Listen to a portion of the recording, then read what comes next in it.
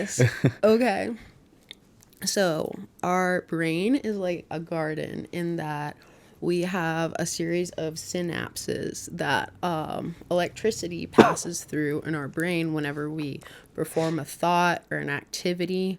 And so, the more you have a thought or perform an activity, you're going to run electricity through those specific synapses to create a synaptic response. And the more often you do it, the stronger that synaptic response becomes. So your brain is more likely to follow those routes to repeat that thought or behavior. Yeah. So that's how you can literally get in a rut because you're like, oh, I hate my life. Oh, I hate my life. And then those thoughts just become more strong and more Yeah, intense. it's like a good practice, or a bad practice. What you feed your brain goes into how you're gonna think. But it's hard because you have days where you're like, "Fuck, it was a tough day." Like, damn, like I'm really not feeling it today. And you always hear people are like, "Well, you just got to tell yourself, hey, it's gonna be a good day. It's gonna be a good day. Have happy thoughts. Have good thoughts." Which isn't bad advice. But realistically, as a human being, you can practice that. You can do that. But at the same time, I feel like you got to feel your emotions. If you're Absolutely. having a bad day and you're not feeling it, in a sense, it's good. But I can see where it can spiral you down, a path where it can, one day can turn into a week can turn into a month can turn into a year kind of thing. Yeah. So it's like always an up and down roller coaster.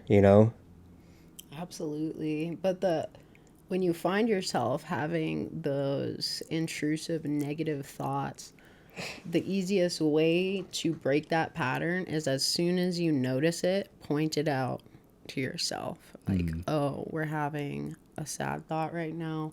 Let's bring it back. Let's put a positive belief on this. And that is the fastest way to rewire your brain from a psychological perspective. And as well as on those hard days, we're all going to have hard days, whether we're, you know, a millionaire or we're living in a van, right? So,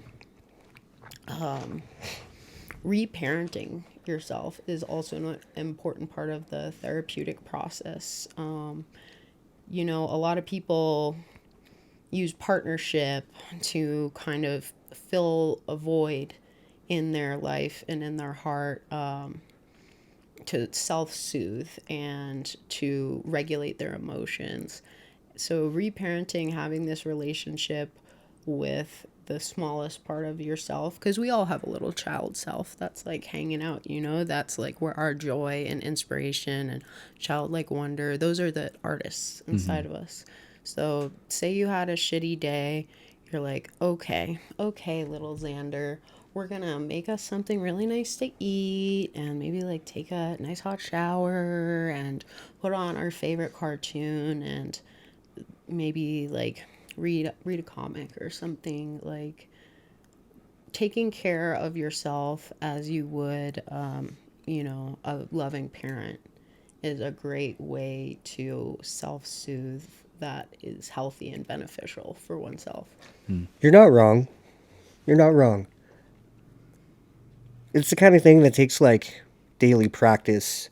Like you were saying, when you have those bad thoughts, you just got to check yourself right there. But that has to be consistent, and you got to be determined to be able to do that. And I feel like it's hard, you know, even just like waking up in the morning sometimes, Yeah. where Takes it's a like, lot of hard work to sustain a healthy mind. yeah, it's tough. I feel like, I mean, you gotta be the change you want to be, or what is that? What is that phrase I'm thinking of? Be the change you wish to see in the world. Yes, Yeah. exactly. And I do. I mean, I would love to strive for that. I want to strive for that. A part of me feels like that's in my future at some point, and then my current self feels like you're gonna learn a lot. You're gonna go through a lot. how you overcome it is how it's gonna shape you into that future person. But don't don't think that these bad days, these bad thoughts are just genuinely bad. They could be good in a sense because you got to feel the raw emotion.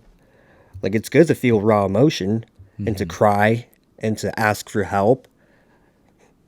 So I mean, I'm with you right there, Grayson. A lot of things run through my mind, you know, and it's just like, you know, I just Mm-hmm. want to I just want to get up inside my brain and just have a little talk with them. I just want to subconsciously or realistically just get out of my physical body, walk up into my brain, and just talk with them like as if like I was talking with you, Yeah. kind of thing. You know what I'm saying? I mean, you can do that.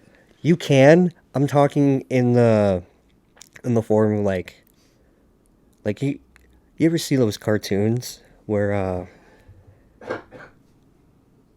like this could honestly be a cartoon where someone's like, "Oh man, my brain's just like going at it with me. I'm gonna just exit my body. I'm gonna walk up inside my mouth like a little staircase, walk up to the brainstem right there,